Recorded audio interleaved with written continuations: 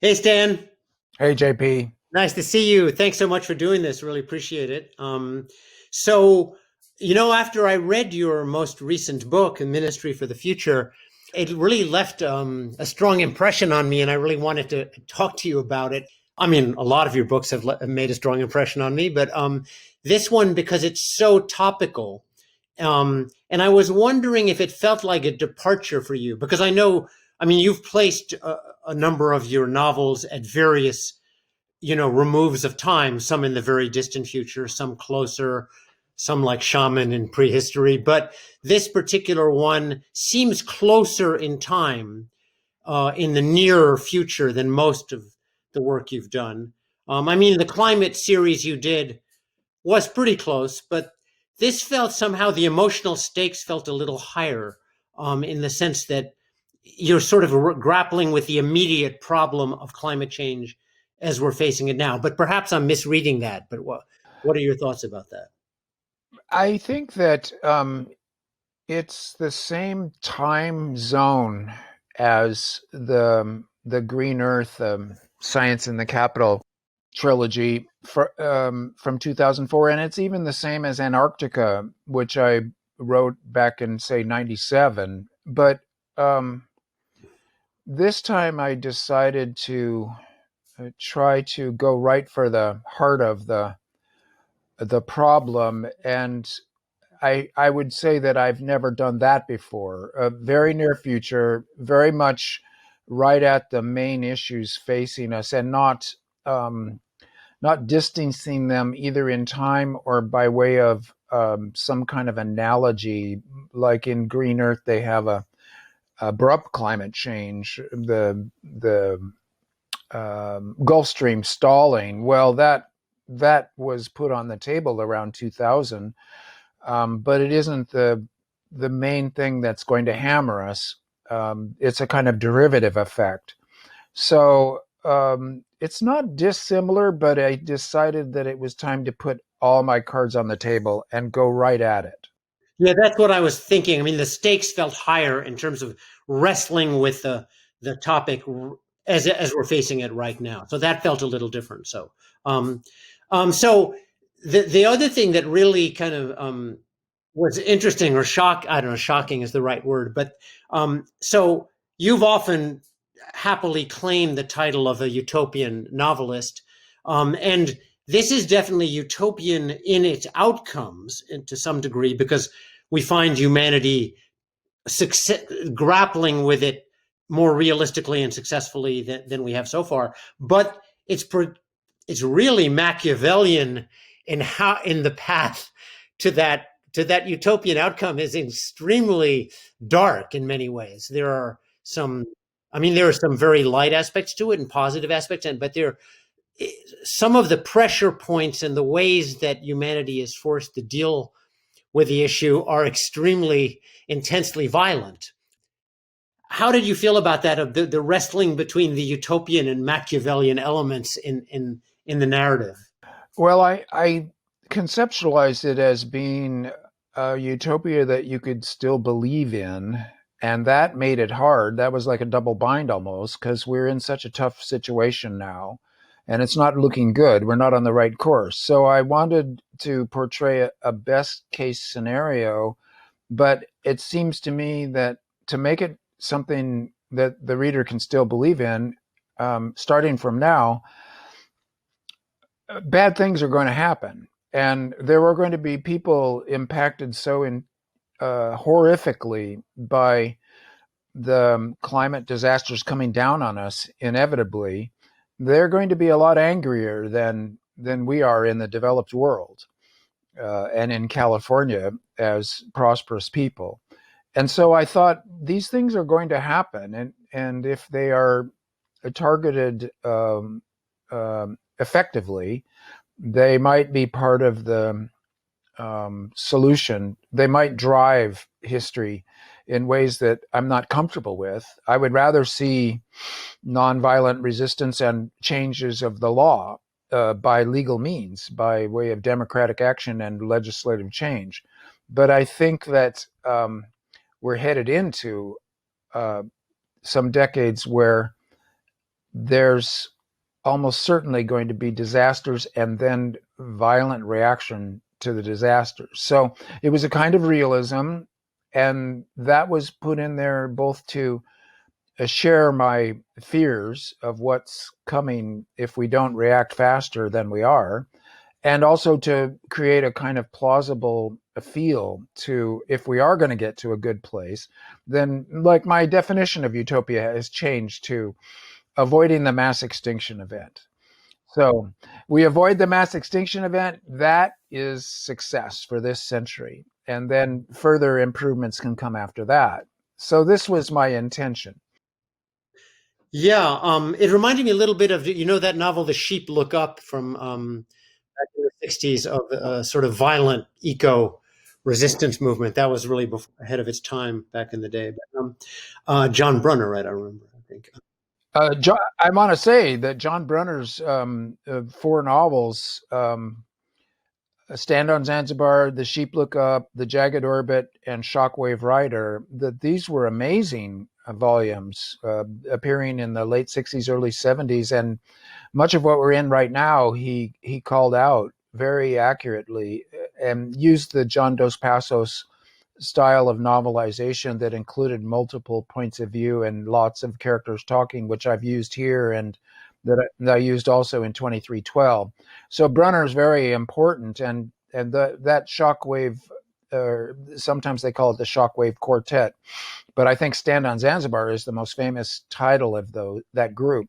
Those are important enough to be, packaged. They're all long enough that it would be hard to put them all in one volume, but they should be a box set that people look at to remember that the stuff that we're facing now is not surprising. That you 40, is it 40 years ago? Maybe it's getting close to 50 years ago. 50 years ago, the stuff we're facing now was foreseeable and a known problem that we've been dodging for 50 years rather than facing. So now it's gotten that much uglier. I mean, even von Humboldt had early discussions of, possible climate change. So it's not completely new, that's for sure. Yeah. So another interesting aspect of your book is, of course, what you're doing is you're projecting possible scenarios. I mean, again, the stakes are higher because it's the near future, and so in 20 years, people were able to say, "Wow, Stan really got it right," or he was really barking up the wrong tree. So, but I'm willing to bet on 20 years. So one thing that was kind of fascinating for me is the sort of positive vectors of change that you selected were unusual. One was India. You sort of course, after a horrible catastrophe, but you sort of project a sort of post-Modi progressive India leading the way in many ways. And then also central bankers take on a very important, with the carbon coin and the new monetary policy. So it's kind of fascinating to me that you picked what most people would be, not what most people would pick as sort of two of the main positive vectors of change. What made you pick those two things? Well, with India, I wanted to stick with the trouble that I had inflicted on them in the first scene and not just abandon them. In story terms, it seemed very important to me to say, look, if something that bad happened to India, or I describe it as happening in India, because they are one of the places that are most susceptible to this wet bulb 35 heat index that will kill people, that I wanted to follow it and stick with it. And there are very, very many hopeful signs in India, despite Modi, despite the BJP and the RSS. And they, like we in the States, have a very powerful right-wing reactionary Gurta Damarang nativist political party that is really dangerous. But they're also a democracy. Those guys could get voted out. And since I published Ministry for the Future, we have seen a general strike in India that is being very poorly reported in the West, where astonishing numbers of people have walked off the job on the same days to object to Modi's racism and his brutal right-wing approach to the problems that are facing India and the world. So I think that the potential for India doing some good things is there, and I wanted to follow that. And I'm glad to see what's happening there. And I was reading about where did I see this? A woman who argues in front of the Indian Supreme Court for uh, rights of all of the ethnic minorities that Modi is hammering on right now, and she's seen some success because they too believe in the rule of law. These She's are both a few threats on her life also, and yeah. Well, these are both ex-colonies of England, India, and the United States, and there are some similarities that people don't usually notice. Then, when it comes to the central banks, we have a financial problem. The good technology that needs to be put into built and put into place as fast as possible to decarbonize, it doesn't make a profit. And so therefore it won't get done because we are in the neoliberal late capitalist order where profit rules. If it doesn't make a profit, it won't happen and investments won't go there. And therefore we are screwed. So, but we have seen quantitative easing, quite spectacularly huge quantitative easing events, 2008 and now 2020. And people, not me, I don't think up these things. I'm more a reporter than a idea guy. But talking about carbon quantitative easing, well, that's all very well, but the central banks would have to believe in it, and they're not constructed to believe in it. So I have to, in my novel, put them under enormous pressure, political pressure and physical pressure to, if they're going to stabilize interest rates, they have to save the world. So to me, it's a little bit hilarious that these banks with their very tight purviews that are monetarist and capitalist, like we need to stabilize money and hopefully help with employment rates. Well, to do those things, they may quickly be in a situation where saving the biosphere is intrinsic to their own crazy little project, which is nevertheless so important. So this was, to me, part of the what you pointed out, the unexpectedness of it as a plot turn, and like the science of this science fiction novel is financial technologies. financial fiction. Yeah, yeah. Yeah. And I've done enough work on that in Red Moon and in New York 2140 that I felt capable of grappling with what that might imply in terms of storytelling and in terms of thinking about it.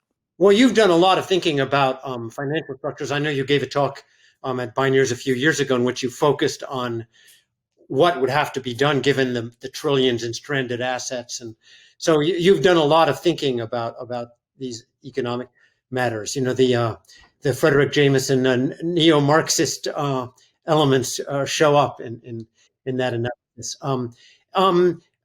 Another interesting angle on that whole bankers thing is you focus a lot of the novel in Zurich. Have you spent a lot of time in Zurich? Because there's sort of these loving descriptions, very intimate descriptions of that city. Yes, yes. My wife and I lived there, and it was exactly 35 years ago, like today, that we arrived in Zurich. So the end of 1985, and we spent 1986 and 1987 there. Well, we were young. We didn't have kids. My wife had a postdoc at the ETH, actually EAVOG, the pesticides and waste disposal part of the ETH. Very much a federal technical university type place. And Zurich was our home. Well, it's a very romantic thing. Not that it's a particularly romantic city, but when you're young, newly married, no kids in Europe, it's for me, very much the Hemingway, go to Europe and write it was the first time I was a full-time writer, were those 2 years also. So I've never had an opportunity to write about it before at any length. And so when I was talking this book over with my editor, he said, you need some kind of local anchor because it's going all around the world, give it a local habitation and a name, so to speak. and I thought of Zurich immediately because of the UN, the work that Switzerland has always done in hosting UN-based operations, et cetera, et cetera. It made sense, and emotionally for me, since the novel is in many ways so grim, it was a great relief to be able to write about Zurich as a character and as a space. Yeah, I Um, could feel the intimacy, so it didn't feel like you just did some reading about Zurich. Felt embodied, you know. yeah, yeah. I don't. I actually think you couldn't do what I did there without having lived there. That I've often written about places I've only researched, Mhm, mhm. from Mars on. But the I knew that. Yeah. yeah, the embodied details, as you mentioned, that to be able to call on that and literally 35 years later write about it was a truly joyful. And I must add, my wife and I returned there, and we hadn't been for 30 years, and we went back, I think, in maybe 2016 for the first time. And well, that was just mind-boggling to go somewhere that you loved that you hadn't seen for 30 years, and basically your whole life had passed by, and seemingly a snap of the fingers, and then to be back and it was all much the same. Well, it was a beautiful experience, and that too, I think, got into this book. Yeah, and Switzerland is another one of those kind of positive vectors. There's something about the Swiss efficiency and, as a locus of global institutions, it becomes another kind of positive character in a sense in the book. I think Switzerland's a bit underappreciated. I mean, it's got a lot of problems with all the Nazi gold and all that, and some intensely conservative racist streaks and here and there. Also, they gave women the right to vote in 1969, I think. So they haven't always been a hotbed of progressivism, but there are, some really interesting aspects to Switzerland. And there's more ancient history there than people, that romanticism you mentioned. It goes back quite a long way.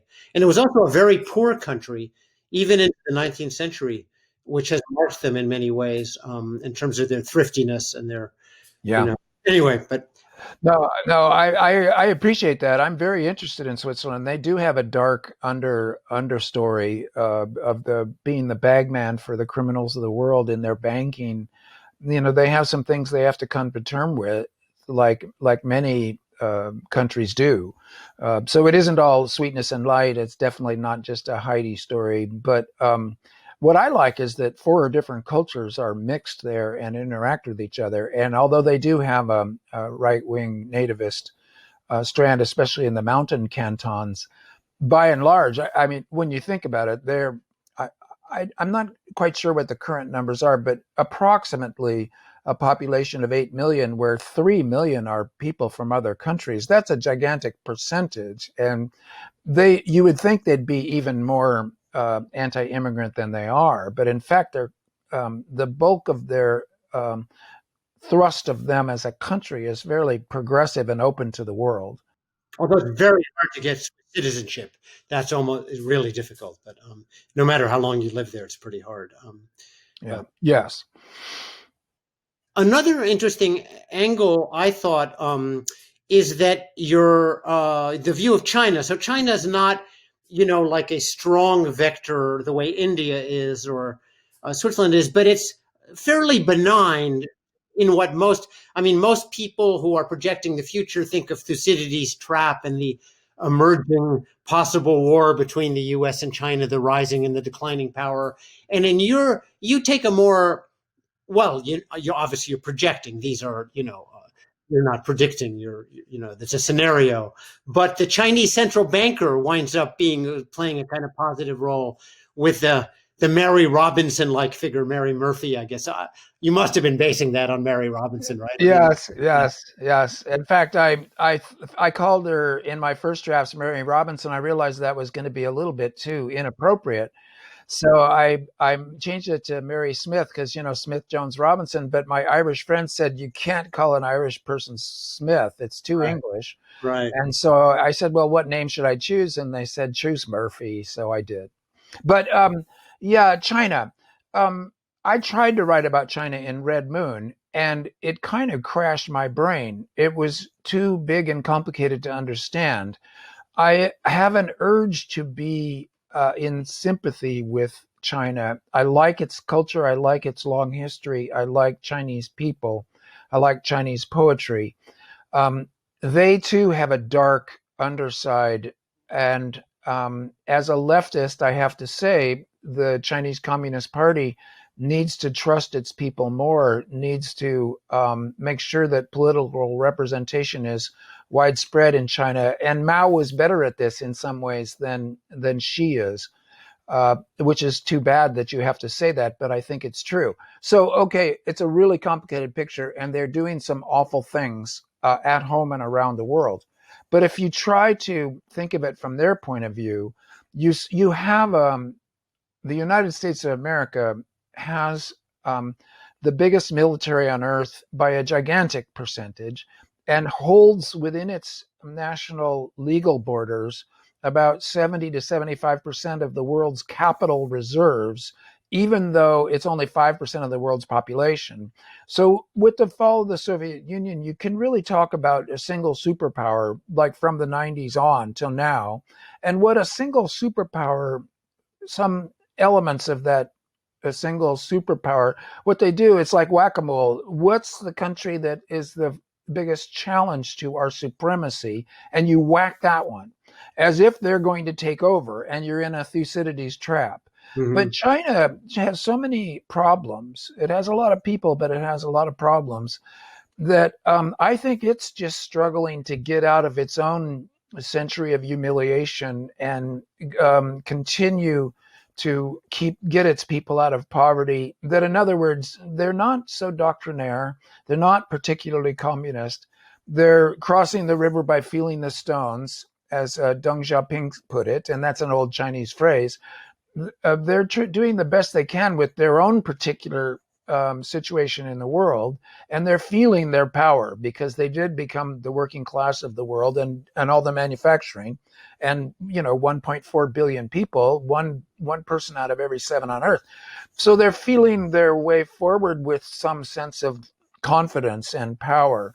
Well, the United States as a nation state is hammering on them, and now 75% of Americans don't like or trust China. 77% of Chinese don't like or trust America.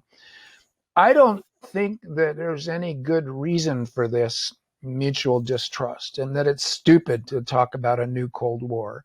That they are not, in fact, a country intent to take over the world. They've been like the least imperial great power in the history of the world. By and large, China just does their thing and works by way of trading with the rest of the world. They have not done like Britain. They haven't done like America. They didn't do like Mongolia, which took them over. So I don't think we need to fear China in the way that certain parts of the American machine are trying to make us fear China.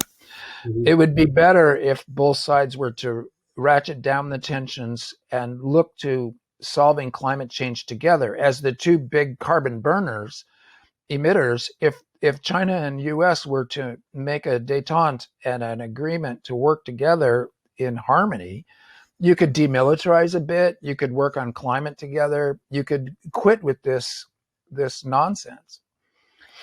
So I say that when knowing that China is too big to understand, and that my Chinese friends, when I gave them drafts of Red Moon, I said, I don't understand China. And they said, that's right.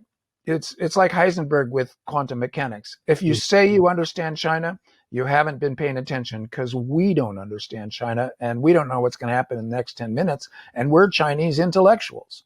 So I feel like anything that we say about China as non-Chinese speakers, et cetera, it's really like the blind man and the elephant. Maybe I've just been talking about the left leg or something. Right. Interesting. Obviously, if you're Tibetan or Uyghur, or there, one's view, it depends on where one sits. Yes. Well, what's interesting about that is the Uyghur used to be. It's been a perpetual problem in China that there's always been a Muslim West in China that used to be quite well integrated. And the Han majority in Mao's time was willing to celebrate its 55 ethnicities in the Chinese borders. So this has gotten worse, and the same with the Tibetans. the situation with the Dalai Lama and the overwhelming of the Tibetans. I've been very involved with the Tibetan cause. And here's another place where China is just doing things wrong. Mhm. They're, to speak well of China, all these big nation states are somewhat monstrous and trying to impose nationalism, which is maybe not a very useful way to go at the world. It's one of the ways in which Switzerland is kind of great.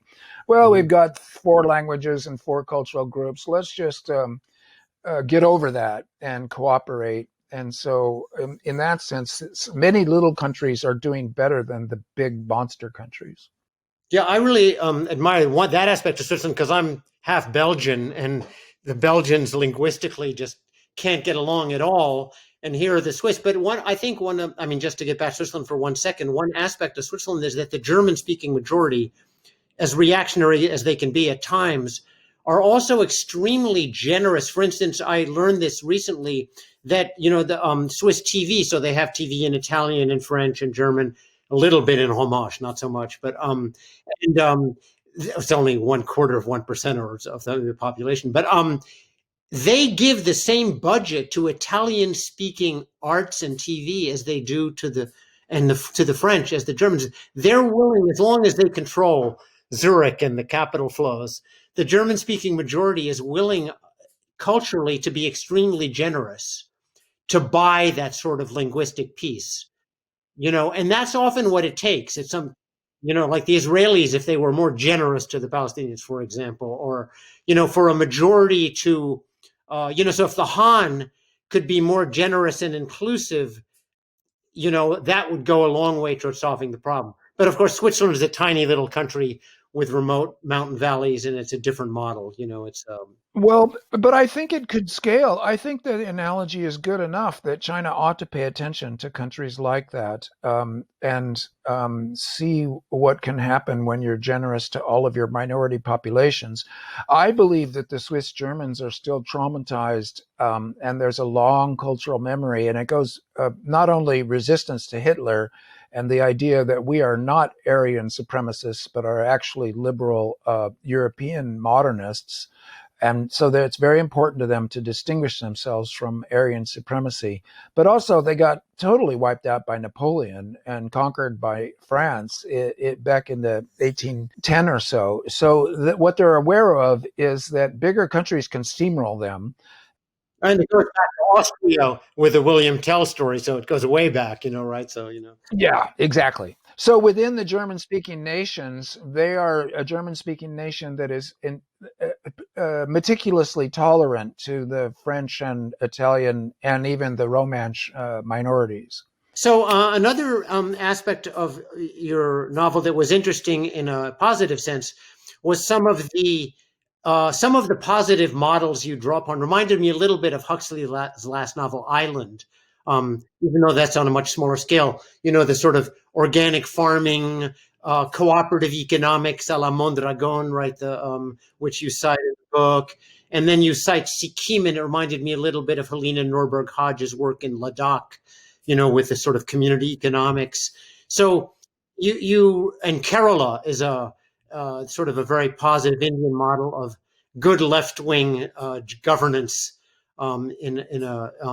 So yeah, some of the positive elements reminded me of a little bit of Ireland, but in a very different way. And then some of the darker elements reminded me a little bit of some cyberpunk uh, fiction in which I think there's one thing from Bruce Sterling or something. He says, or maybe, yeah, I forget which one of them said, the street finds its use for things. And the use of high tech by rebellious groups, especially drone technology, takes on a very big role. Mm-hmm. Um, Mm-hmm. and so there's kind of, again, the tension between the sort of the dark and the light in the book, between the sort of very positive models of the solar energy and organic farming and regenerative agriculture on the one hand, and then the sort of appropriation of high tech and AI in resistance, so Mm-hmm. Well, I think that's in there, and I think that drones are just by their very nature quite dangerous and easily weaponized. But what I wanted to suggest in this book, that it was an all hands on deck situation, that we're in such a dangerous moment that there's no longer any cause to um, criticize other solutions that might sound radical or strange. Like, that solution's not good. You need to use my solution. That this kind of narcissism of small differences is no longer appropriate, because we might need everything. We might need these small, new, compact nuclear power plants. We might need geoengineering. We might need to sabotage all the coal plants on the planet when we think we can still provide electricity, because electricity is now a necessity. There's so many people on this planet that we wouldn't be able to stay alive without gigantic amounts of electricity. So these are problematic questions. But what made me think of this was, we need all hands on deck. Any possible decarbonization and horizontalization of power, any way towards justice and sustainability, that ought to be put on the table and tried by people. And I would hope to avoid political violence. I mean, I would hope that a book like mine is an idea machine to point out that some of these supposed solutions would be very bad and might have a backlash worse than the solution itself. Others might be very necessary and need to be attempted as soon as possible, and therefore funded as soon as possible. How do we fund the good solutions? So I made a novel that was an attempt to, that in many ways is quite incoherent. I'm rereading it after it came out. I was noticing how the decades don't follow logically one to the next. There'll be some progress, then there'll be another depression, or there'll be a massive set chapters that describe 5 years of world history in a compacted form that don't naturally follow from the dramatized scenes that just preceded them, etc. Well, I think I did that on purpose. Part of it was out of my control, but partly I think I wanted to create the feel of our real history, which is chaotic. Everything's happening at once. Could be great, could be a total disaster. And that range of possibilities is inherently disorienting and destabilizing, so that you in the end you can just feel confused. At least I do. Like, okay, does that mean that we'll forge some kind of middle course that muddles through between disaster and prosperity? Well, no, not necessarily. It seems like unless you get it together, all the other options are quite bad. Mm-hmm. So this is one of the things that I was trying to suggest by a novel that imitated the world's incoherence. Yeah, I want to get to that actually a little bit later on, because it's the question of style of your novel, which is quite different, that I felt, than a lot of your other work. So we can get back to that. But I wanted to get in. You just mentioned geoengineering, so of course that's a very controversial topic, but it takes a pretty big place in your role, not as a central thing, but it definitely is one of the solutions in this projected quasi, modified utopia, as being a lack of total disaster, the way we're redefining utopia. So you have two main aspects of geoengineering in the novel. One is the seeding of sulfur dioxide in the atmosphere after the India heat catastrophe.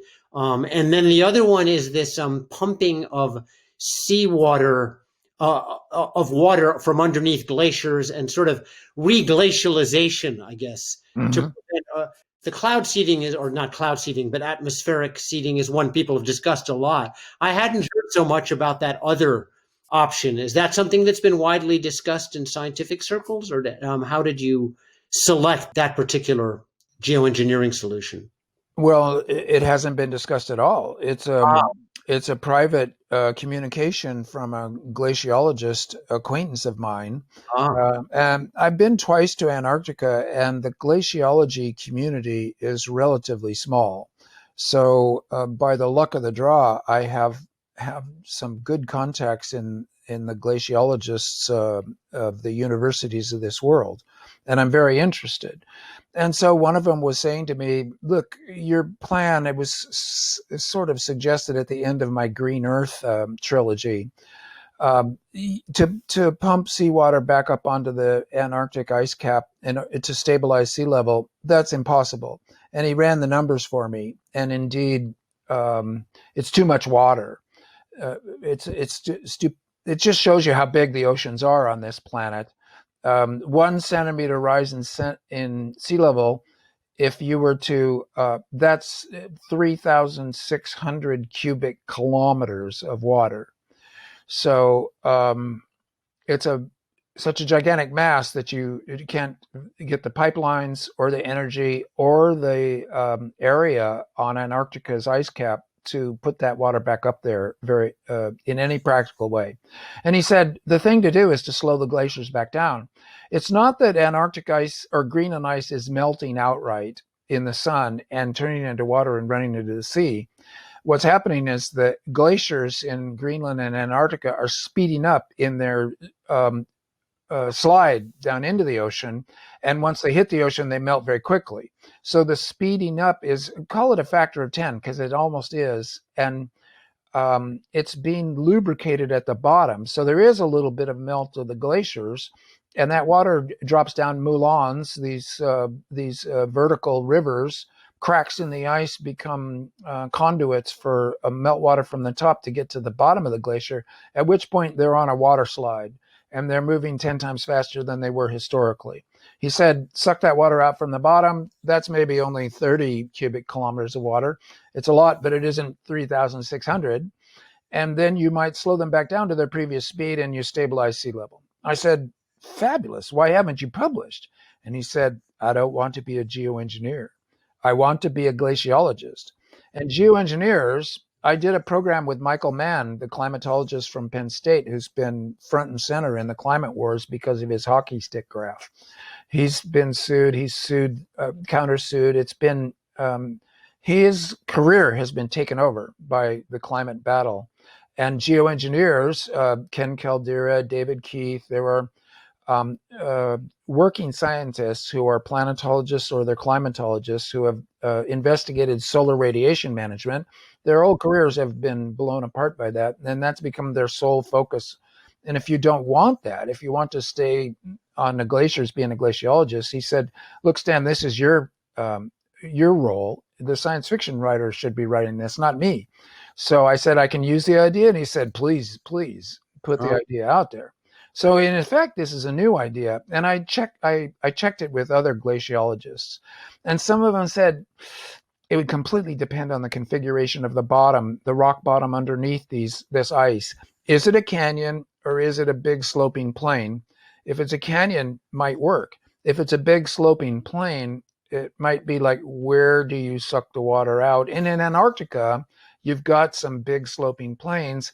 In Greenland, you've got nothing but canyons. And in Antarctica, there's so many, like I list them in the book. There's something like 75 glaciers that you would like to slow down. 70 of them you could probably slow down by this method, and about 5 or 8 of them are just big, gigantic tilts of ice that are sliding down into the ocean that this method probably wouldn't do much to slow. So it's super interesting to me. And so is the solar radiation management, which is the famous geoengineering. In that case, it's been proposed, it's been attacked, it's famous. People hate geoengineering because they hate the idea of solar radiation management. I don't think it's rational to hate it. I think that you imitate a volcanic eruption like Pinatubo. This is how people usually talk about it. Pinatubo erupted in 1991 in the Philippines.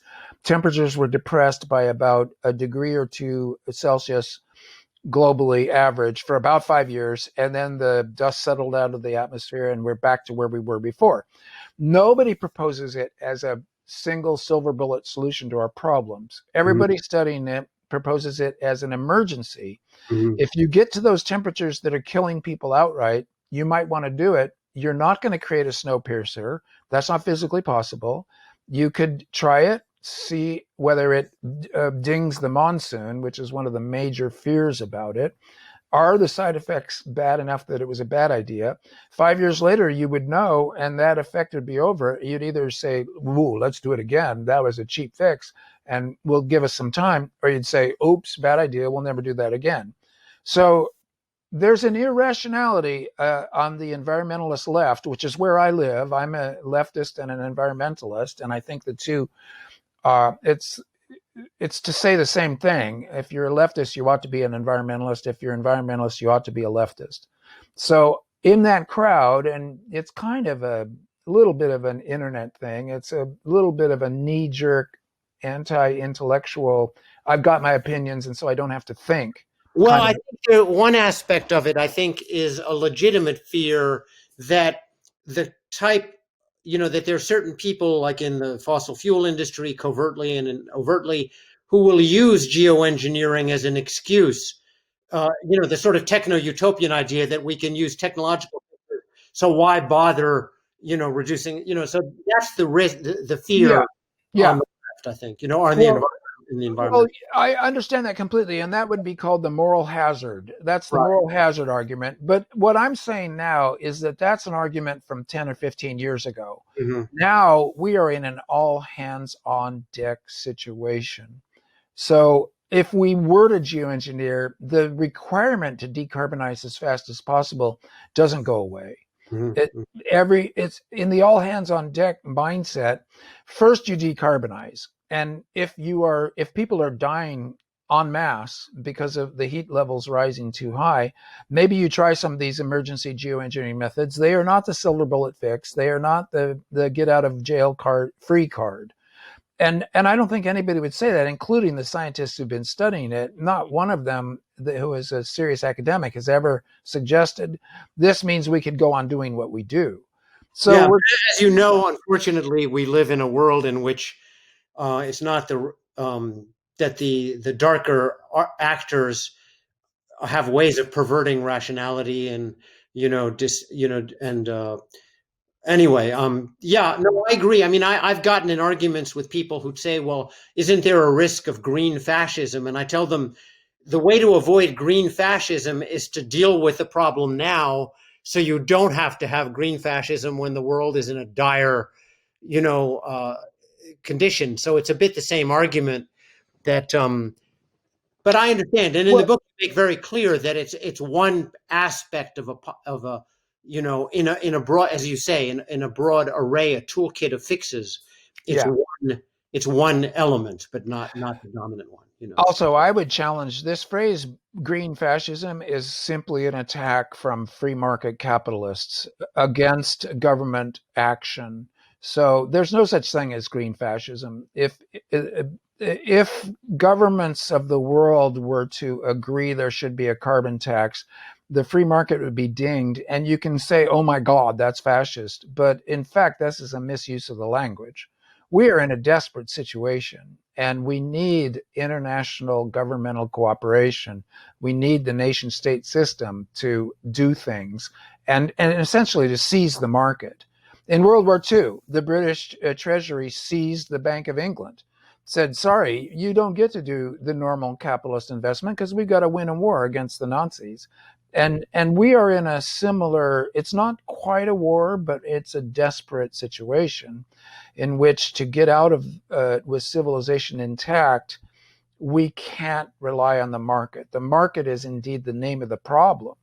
So in the war, in the discursive battle over in the world of the battle of ideas, of one idea against another, in these lobbing of grenades over the trenches to the other side to try to blow up their concepts, green fascism is just a bullshit term. It's a grenade out of the right trying to blow up the left in advance. Mm-hmm. No, I agree. Yeah.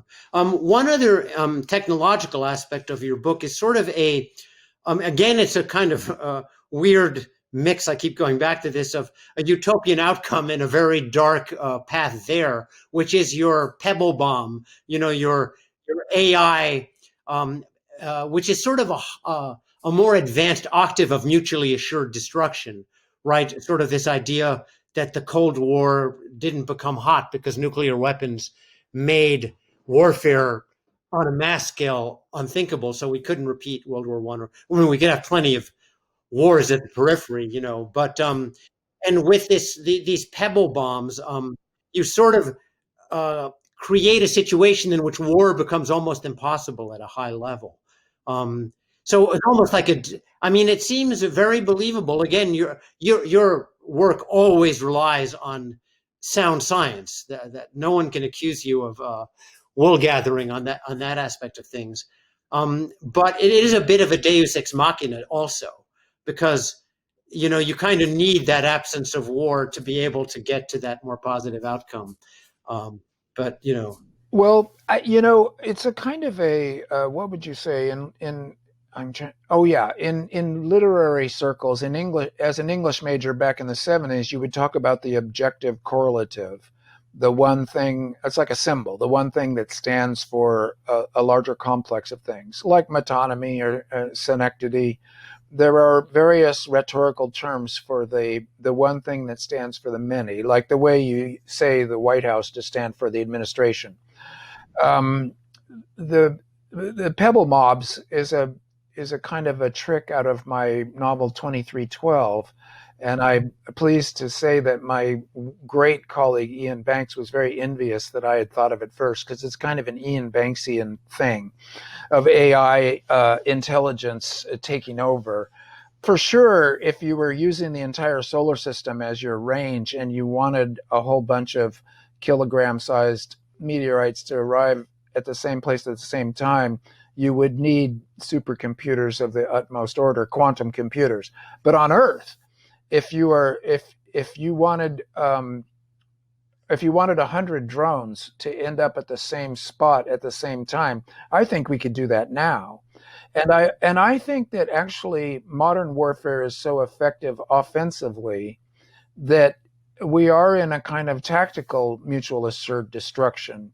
That even without pebble mobs of drones all coalescing in the last moment of their hit, Putin, it was a bit of vaporware, but Putin bragged that the Russians had hypersonic missiles that could go 7,000 miles an hour and would render any defenses obsolete.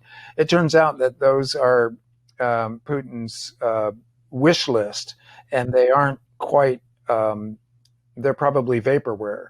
But I think a bunch of drones coalescing at once, although it is my science fiction idea, I don't think it's very far off the mark of reality.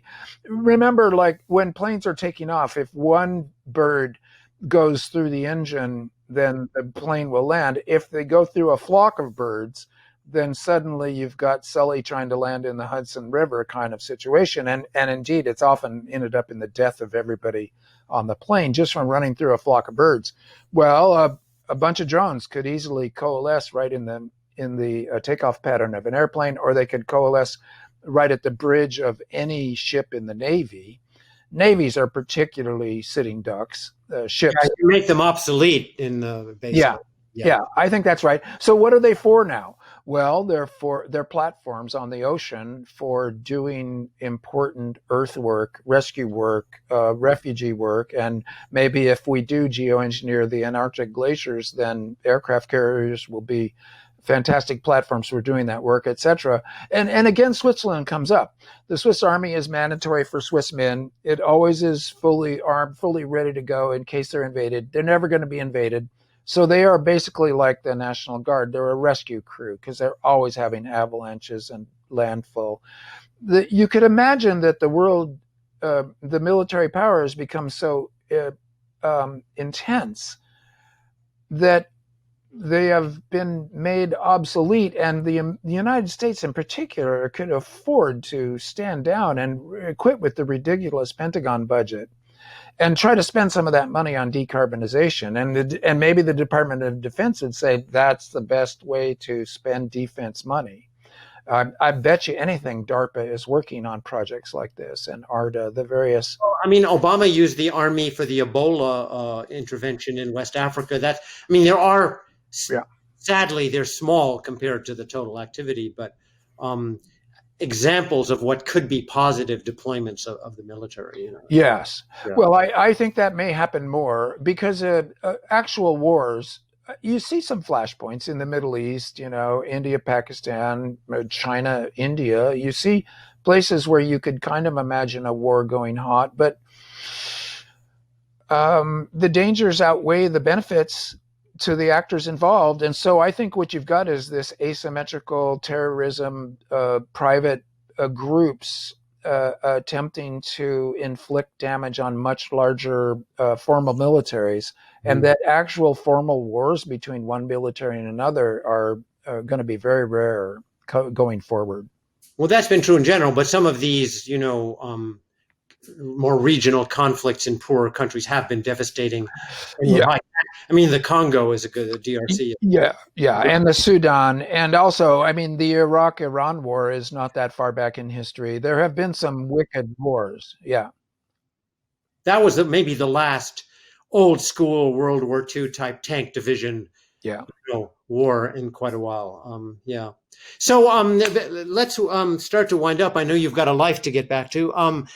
So I wanted to talk a little bit about the style of your book, because that's something you alluded to earlier. And it was true that when I first read it, to be brutally honest, I was a bit, I don't know, this is a bit more disjointed than Stan's usual work, you know what I mean? And then I began to feel like, there's something almost experimental in the writing here that's a little different. I mean, for one thing, your multiple voices don't just include, Mary and Frank and, and Vadim and other people. You have passages where a photon is discussing its experiences, or so there's an aspect of and there are sort of moments that are sort of didactic interludes, or pedagogic interludes where you're, which in a utopian novel you have to have essentially. Usually they just take the form of dialogue in classic utopian novels, but so I began to appreciate on some level that while it felt a little off-putting while I was wrestling with it, getting through it, in the end, I felt like, oh, this really is because of the severity and the complexity of the crisis that the book trying to tackle it did reflect that, which is what you were saying before. Yeah. And that's a little different because in a lot of your previous works, one can feel the mastery throughout. You know what I mean? That there's this confident, the author's voice.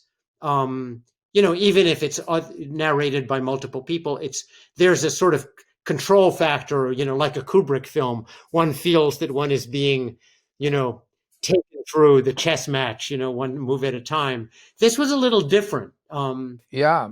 Well, thank you for that. I haven't ever written anything in this kind of form before. Maybe a closest was 2312 using the Dos Passos format. But in this case, the eyewitness accounts were the crucial thing for me, the crucial discovery. When I discovered that the eyewitness account is a genre of its own, not the same as a novel. Because eyewitness accounts are usually years later and people are being interviewed about what they saw at some crux moment in history, and they judge it. They both judge it for the effect of the incident itself on history and then incident on their own lives subsequent. So I began to read collections of eyewitness accounts, and they're like spring 1945 in Germany, or May 68 in France, or the Armenian retreat out of Turkey, the genocide, etc. So I probably read a dozen of them, and I began to see the format, and I thought, that's what I need. I need eyewitness accounts from all over the world over the next 30 years, showing various either crux moments or residual moments or things that were interesting out of world history. And then I thought, like our discussion now, it's all been policy, climate change, how do you save the world, imperialism, military history. Well, this is, it's macroscopic, it's historical, and it's grim. And so how does a novel, it's not just how does a novel incorporate it, but how does the novel stay fun? Because a novel we read for entertainment, and the education can be very entertaining, but nevertheless, where's the fun in reading this? And I know that my books sometimes, have this kind of castor oil reputation, good for you, but not not that much fun. Although I must say, I work on fun as much as any novelist I know. It's just that my topics are strange. Well, in this case, what fun I could find was the play of forms. So there are riddles, eyewitness accounts, dialogues, meeting notes, and then the ordinary novel, which is maybe about novella length, of Mary and Frank. Hmm. And so there are 106 chapters, but when you start a new chapter as a reader, you have no idea what kind of chapter or where it's going to be on Earth or who's going to be talking and what the format's going to be. Within a paragraph or two, you get oriented. It's not like it's very mysterious, but there's a game going on there of, okay, I finished that chapter. Now, Right. no, the continuity's blown up. Now I'm going to get another gigantic surprise. And so you spoke of Kubrick. In movie terms, it's the montage. And the montage is like, or even multiple screens. But luckily, the novel is just one sentence at a time. You can't really do multiple screens, but you can do montage. So that was where I was finding my fun, along with Zurich as setting. That was really fun for me. But the game of forms became the way that this novel was still a novel that one could enjoy as a novel. Now, a lot of people have very fixed opinions about what the novel should be like, Hmm. and this has blown their brains out as being too weird to enjoy.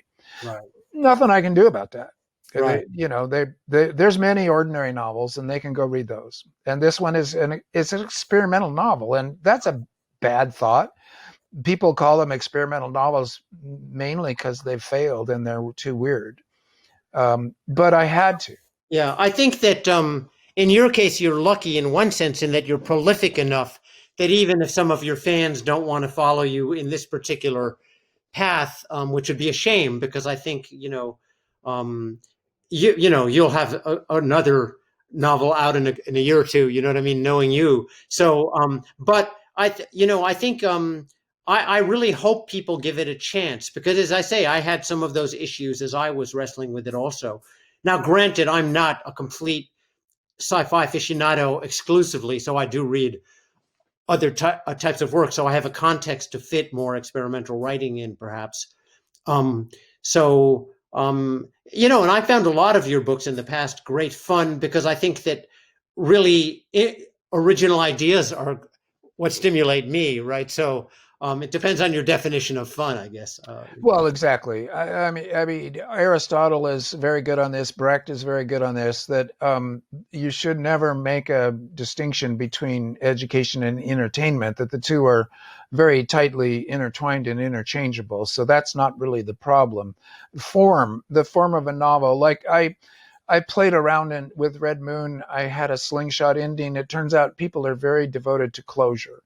Mhm. In Ministry of Future, I have all these this grab bag of disparate forms, a kind of slurry of forms. Well, people like a sense of continuity and a narrative voice that is a little more coherent than well. That's okay.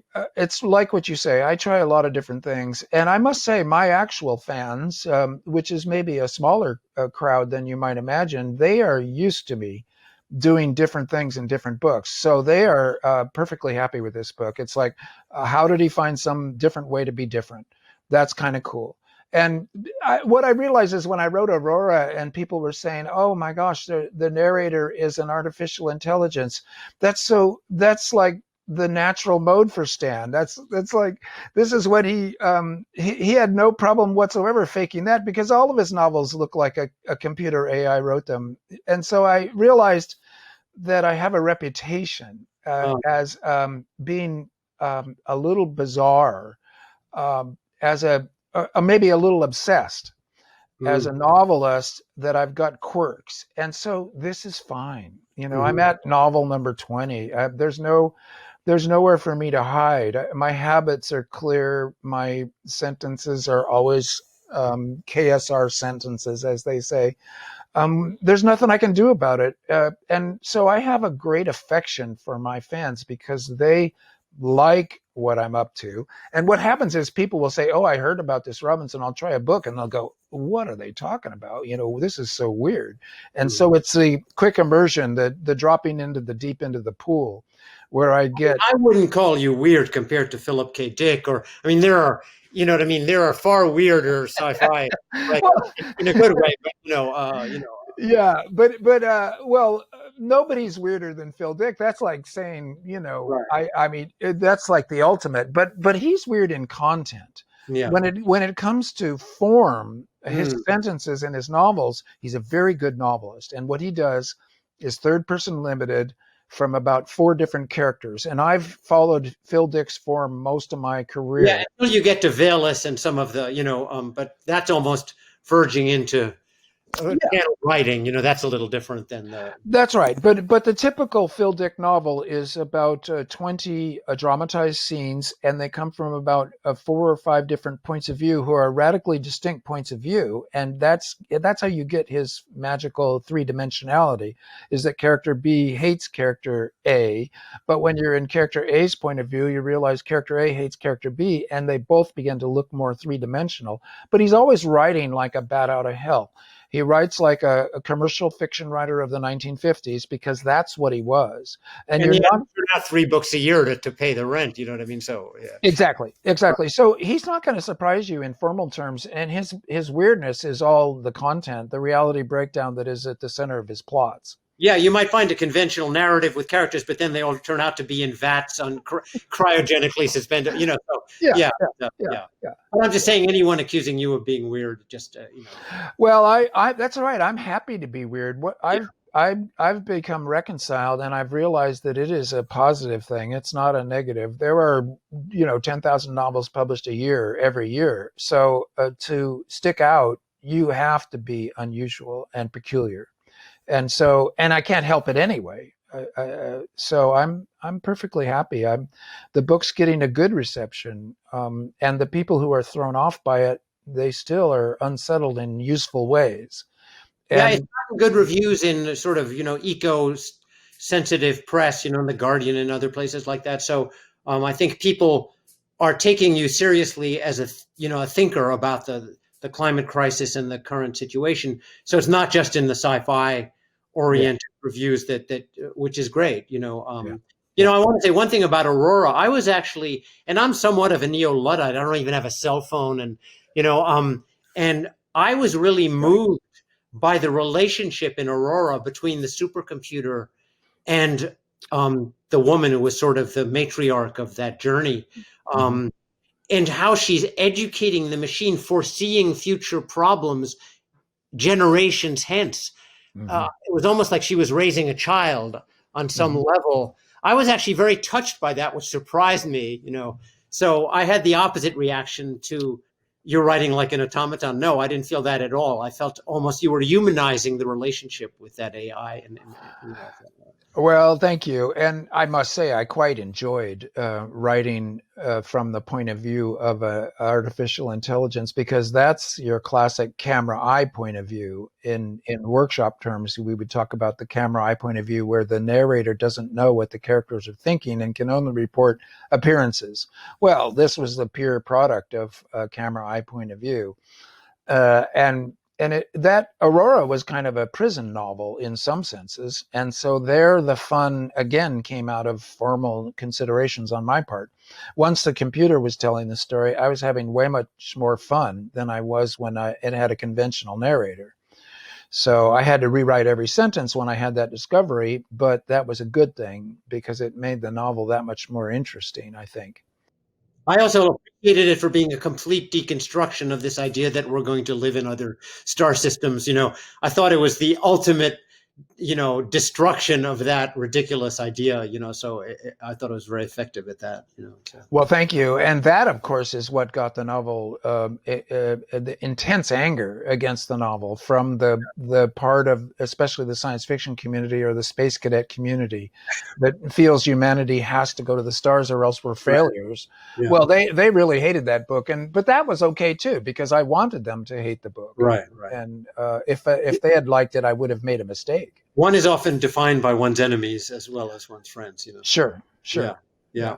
Well, listen, Stan, I think this was great. Is there anything you want to say in closing, or Well, just to close, I want to say I miss Bioneers, and I want to thank you for those Bioneers invitations. That one time that the recorded talk is one of the best talks I ever gave, and it was really you that platformed that and gave me the scaffolding to get me to do that. And also the party of Bioneers, the meeting of people, the wandering the space over there. And I hope it comes back. The whole thing about the pandemic is our social lives have been dinged in a really profound way, because now we are a social primate species, and gathering in groups like Bioneers usually does is part of the fun of being human. It's the technological sublime to a certain extent, but it's also the old-fashioned sublime of a big crowd of people together. So I just want to say thank you, and that I look forward to the reconvening of the physical Bioneers, as soon as possible. Well, let's hope. It's going to depend on certain things, But yeah, let's hope. Let's hope. I mean, I miss the embodied world quite a bit myself. So Yeah. yeah. Well, But I'm glad we got to do this anyway. So. In the meantime, we got these kind of windows, and it's mediated, but it's better than nothing. And so thank you for this too. All right. Thanks a lot, Stan, and good luck with that book and the next one. And, and I encourage everyone to read all of Stan's great books, So, well, thank you.